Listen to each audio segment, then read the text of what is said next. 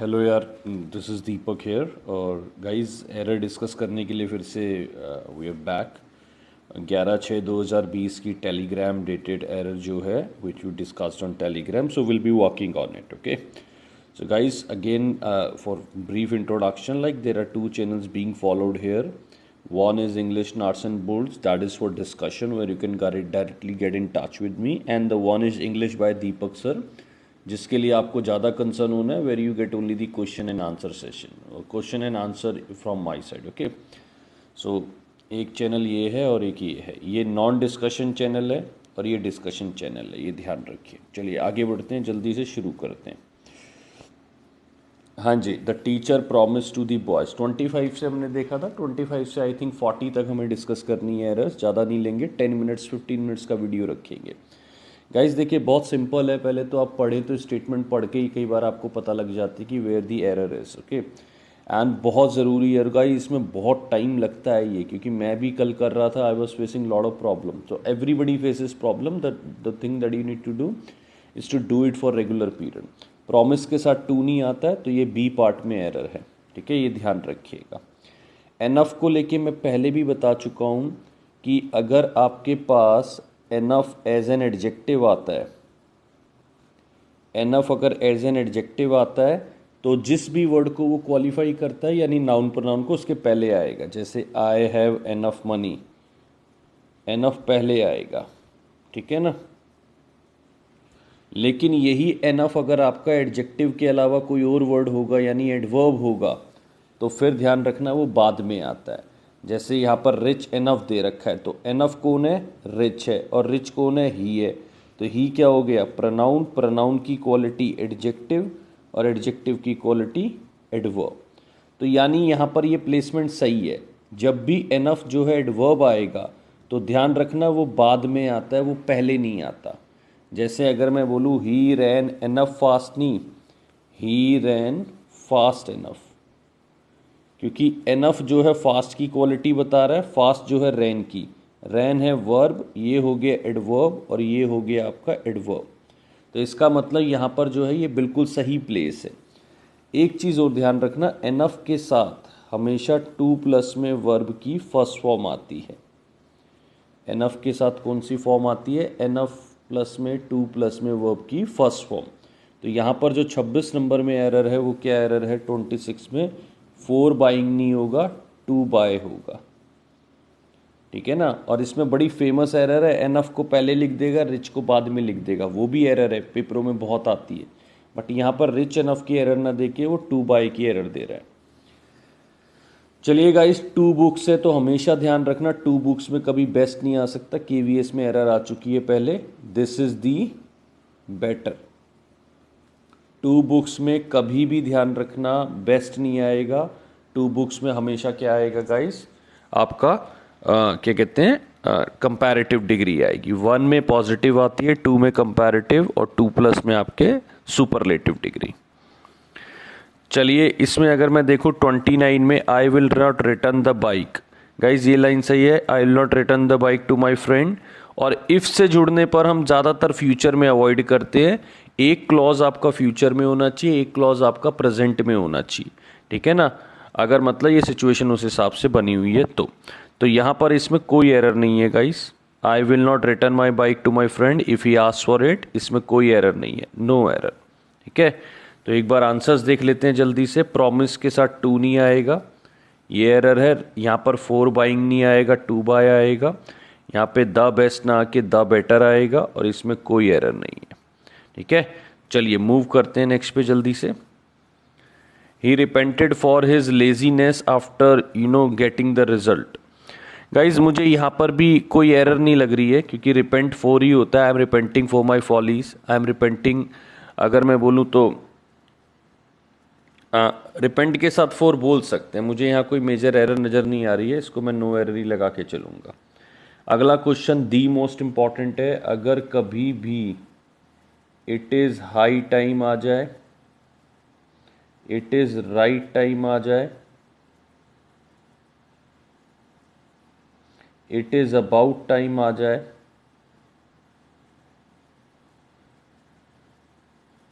और it is time आ जाए, अगर ये चारों चीज़ दिखती है गाइस, वर्ब की सेकंड फॉर्म लगानी होती है, ध्यान रखना। अगर आपको it is high time, right time, about time और इट इज़ टाइम दिखता है, वर्ब की सेकंड फॉर्म लगानी होती है, ये प्लीज़ याद रखिएगा।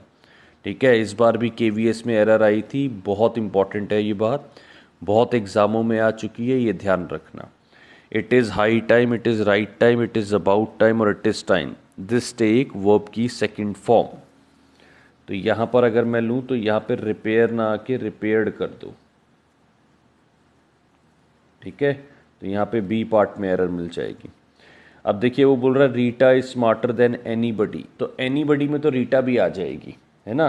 सो इसका मतलब रीटा को हमें एक्सक्लूड करना पड़ेगा, रीटा रीटा से स्मार्टर नहीं हो सकती। तो यहाँ पर अगर मैं बोलूँ तो इसको एनीबडी को लेके एनी अदर कर दो। Rita is smarter than any other in the class.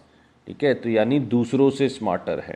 ठीक है, अगर एनीबडी लगाऊंगा तो वो एनीबडी में तो खुद भी आ जाती है। ठीक है, तो यहाँ पर एनी अदर कर दीजिए, तो यहाँ पर वो फिर बाकी लोगों से स्मार्ट हो जाएगी, ध्यान रखना। चलिए नेक्स्ट में देखिए, we saw sand sculpture in the beach नहीं होता है ना, अगर मैं बोलूँ तो ऑन द बीच होता है। We sand self sculpture on the beach, we are going on the beach. ठीक है, इन द बीच नहीं बोलेंगे हम, इसको ऑन द बीच बोलेंगे।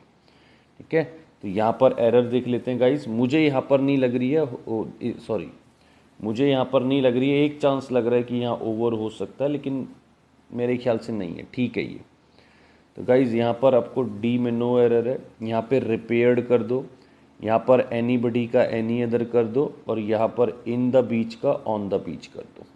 ठीक है, चलिए नेक्स्ट पे आ जाते हैं जल्दी से। Everybody in the office has left early. अब देखिएगा, इस क्वेश्चन टैग बनाने के लिए मैं शायद क्वेश्चन टैग पे क्विज पहले भी खेल चुका हूँ। एवरीबडी जो है, अगर मैं लूँ एवरीबडी, एवरीबडी सिंगुलर होते हैं guys, everybody is coming, everybody are coming. ठीक है ना, एवरीबडी, नोबडी, समबडी, ये जितने भी होते हैं सिंगुलर होते हैं। ठीक, तो इसके साथ अगर वैसे लूँ वर्ब तो इज आएगी या हैज़ आएगी, जो भी सिंगुलर वर्ब होती है। लेकिन जब इनके क्वेश्चन टैग आप बनाने चलते हो तो इनके क्वेश्चन टैग का जो सब्जेक्ट है वो होता है दे। अगर आपका लिविंग है तो एवरीबडी, नोबडी, समबडी, है ना। अगर आपका लिविंग है तो इसका क्वेश्चन टैग जब बनाने जाते हो तो वो आपका जो सब्जेक्ट होता है वो होता है दे। ठीक है, तो यानी अगर मैं देखूं everybody in the office has left early, यहाँ पर हैज़ आना तो बिल्कुल ठीक है क्योंकि एवरीबडी सिंगुलर है। लेकिन जब एवरीबडी का आप क्वेश्चन टैग का सब्जेक्ट लोगे तो वो दे आना बिल्कुल सही है। और गाइस दे के साथ हैव आता है, हैज़ का दे, हैज़ंट दे मत कर देना, दे के साथ हैव आता है। क्योंकि आपका ये सेंटेंस पॉजिटिव है तो पॉजिटिव का नेगेटिव क्वेश्चन टैग बनता है, ये ध्यान रखना। पॉजिटिव का क्या बनता है, नेगेटिव क्वेश्चन टैग। तो यहाँ पर हैवंट दे आना बिल्कुल सही है, यहाँ पर हैवंट दे आना बिल्कुल सही है, इस पार्ट में भी नो एरर है। Everybody in the office has left early, बिल्कुल सही बात है क्योंकि सब लोग जल्दी चले गए हैं। लेकिन अब वो पूछना क्या चाहता है कि क्या सब चले गए हैं, तो इसका मतलब यहाँ पर जब क्वेश्चन टैग पूछ रहा है तो वो सब के लिए बोला जा रहा है, इसलिए यहाँ पर दे आ जाएगा और दे के साथ हैवंट आएगा, ध्यान रखना। चलिए यहाँ पे डी में कोई एरर नहीं थी, ये ध्यान रखिए। चलिए 34 आ जाते हैं। The teacher told that student should have gone to the library instead of having wasted their time. Guys कई तो एरर पढ़ने में पता लग जाती है, इंस्टेड ऑफ हैविंग वेस्टेड नहीं होगा, instead of wasting their time, instead of wasting their time. ठीक है, तो अगर मैं बोलूँ the teacher told that the student should have gone to the library instead of wasting their time, instead of wasting their time में यहाँ पर error मिलेगी आपको सी पार्ट में। चलिए नेक्स्ट में देख लेते हैं। He was awarded with a doctorate degree for his new invention. Guys अगर आप किसी को अवॉर्ड कर रहे हैं तो अवॉर्ड तो किसी चीज़ के लिए ही कर रहे हैं और किसी चीज़ के साथ ही कर रहे हैं। ठीक है ना, तो यहाँ पे अवॉर्ड के साथ विद लगाने की आपको ज़रूरत नहीं है। He was awarded, I was awarded a doctor degree, I was awarded with knee, I was awarded a doctor degree. ठीक है ना, तो यहाँ पर जो विद आ रहा है उसकी रिक्वायरमेंट नहीं है, उसको आप हटा सकते हैं। तो बी पार्ट में आपको एरर मिल जाएगी। चलिए अब देखिए यहाँ पे पार्टिसिपल टाइप में आ रही है। अगर मैं बोलूँ being a rainy day I could not go out, तो गाइज इस लाइन का एक मीनिंग समझिए। ऐसे लग रहा है जैसे रेनी डे जो है ना वो आई ही है। वो कह रहा है मैं रेनी डे होकर बाहर नहीं जा सका, जबकि रेनी डे अलग सिचुएशन है और आई कुड नॉट गो आउट अलग पर्सन है। जब यहाँ पे बीइंग जो है अलग के लिए आ रहा हो और आई अलग पर्सन हो, तो ध्यान रखना इसको एक सब्जेक्ट देना पड़ेगा इट। ठीक है ना, तो यहाँ पर इट लगा दीजिए, फिर इसका मीनिंग ये हो जाएगा क्योंकि आज बारिश का दिन था इसलिए मैं बाहर नहीं जा सका। अगर आप इट नहीं लगा रहे हैं तो ये ऐसे लग रहा है कि वो खुद ही बारिश का दिन है और वो बाहर नहीं जा सका। ठीक है ना, लेकिन अगर मैं इसको ऐसे कर दूं, being a good boy, being a good boy I was appreciated, तो गाइज लोग क्या करते हैं ना, उन्हें बीइंग दिखता है वो यहाँ पर फिर से इट लगा देते हैं। गाइज अब एक चीज़ बताओ, बीइंग अ गुड बॉय किसके लिए बोल रहे हैं? आई के लिए तो बोल रहे हैं।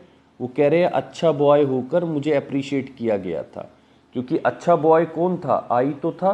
तो अब आपको पीछे कोई सब्जेक्ट की जरूरत नहीं है, ये लाइन आपकी ठीक है। Being a good boy I was appreciated ठीक है, क्योंकि बीइंग जो है वो आई के लिए ही बोला जा रहा है, तो दिस लाइन इज ओके। ठीक है, लेकिन being a rainy day I could not go out, ठीक है, जैसे being a hot day I had to stay inside. अब बीइंग अ हॉट डे मतलब ऐसे लग रहा है जैसे तुम ही हॉट डे थे और तुम्हें अंदर रहना पड़ा, तो it being a hot day I had to like be I had to remain inside, तो वो टाइप ठीक है। चलिए एक बार आंसर्स देख लेते हैं। यहाँ पर नो एरर थी, यहाँ पर इंस्टेड ऑफ वेस्टिंग टाइम था, यहाँ पर अवॉर्ड के साथ विद नहीं आना था, और यहाँ पे बीइंग से पहले आपको इट लगाना था। ठीक है, तो ये ए वाले पार्ट में एरर थी। आ जाते हैं नेक्स्ट पे, आ जाते हैं गाइस, जल्दी से देख लेते हैं नेक्स्ट में हमारे पास क्या एरर है। He is capable to do this work with in the stipulated period. पहले तो ध्यान रखिए कैपेबल है, तो यहाँ पर ऐसे नहीं बोलते इज़ कैपेबल ऑफ डूइंग, तो कैपेबल के साथ टू डू नहीं आता। ठीक है ना, कैपेबल के साथ क्या आता है? ऑफ प्लस में ING। कैपेबल के साथ यहाँ पर क्या आएगा? ऑफ प्लस में ING। ठीक है, तो यहाँ पर आएगा इज कैपेबल ऑफ डूइंग। ठीक है, जैसे अगर मैं बोलूँ I am confident to win the match, नहीं, I am confident of winning. तो गाइज मैं कई बार ये भी कहता हूँ कि आप रीडिंग करिए, बिकॉज रीडिंग से कई बार ये एरर्स आपको मिलने लगती है। अगर आप सोचे सिर्फ ग्रामर से काम चल सकता है, ग्रामर से गाइज कई बार बड़ी लीगल होती है और there are thousands of rules, you can not keep it in your mind, okay, very complex to memorize. So the reading is a legal combination, you know, when you want to solve these errors. चलिए capable of doing होगा, ये ध्यान रखना। I will send my servant but I can't ensure that he will reach there in time। अब guys इसमें कई बार words की error भी आ जाती है। इंश्योर तो मतलब होता है, इंश्योर करना तो मतलब होता है इंश्योरेंस लेना, किसी को बीमा करना, तो वो बीमा नहीं कर रहा है यहाँ पर। वो कह रहा है मैं इंश्योर नहीं कर सकता, मतलब मैं पक्का नहीं हूँ कि वो पहुँचेगा। तो यहाँ पे इंश्योर ना आके क्या आएगा? एंश्योर आएगा। एंश्योर मतलब किसी को श्योरिटी देना, है ना। मैं अपना सर्वेंट भेज दूंगा but I can't ensure that he will reach in time, but मैं इंश्योर नहीं कर सकता कि वो टाइम पे पहुंचेगा कि नहीं। चलिए नेक्स्ट बताइए। The lawyer asked the, next आ जाते हैं यहाँ पे। चलिए नेक्स्ट में, the lawyer asked the complainant to put his sign on the paper. Guys एक चीज ध्यान रखना, साइन एक वर्ब होती है, तो साइन यहाँ पर यूज नहीं होगा। यहाँ पर साइन के बदले कौन सा वर्ड यूज होगा? सिग्नेचर।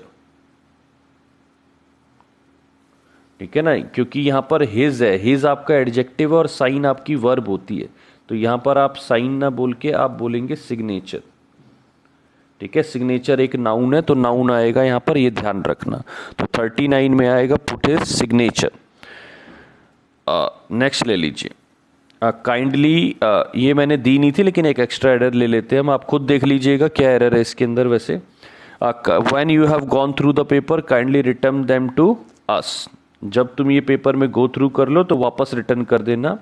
गाइज मुझे 40 में कोई एरर नज़र नहीं आ रही है, बिल्कुल सिंपल है। ठीक है ना, अगर पढ़ने में कोई एरर दिख नहीं रही है। ठीक है, तो यहाँ पर एक देख लेते हैं, कैपेबल ऑफ डूइंग थी, यहाँ पर इंश्योर के बदले इंश्योर कर दीजिए। यहाँ पर साइन के बदले सिग्नेचर कर दीजिए, right. So guys these are the error that we discuss today, और I hope you are enjoying my work. And guys बस प्रैक्टिस करते रहिए। मैं अभी भी मैंने बोला कि it requires a huge practice, और if you are not able to like spend 3 or 6 months with the language, you please do not expect anything from you. There can't be any remedy or any panacea which can give you quick results, okay? If you are looking for shortcut, then please guys कुछ मिलने वाला नहीं है, ठीक। तो मेरी request है, लगे रहिए, प्रैक्टिस करिए, ठीक है। Thank you so much, bye bye.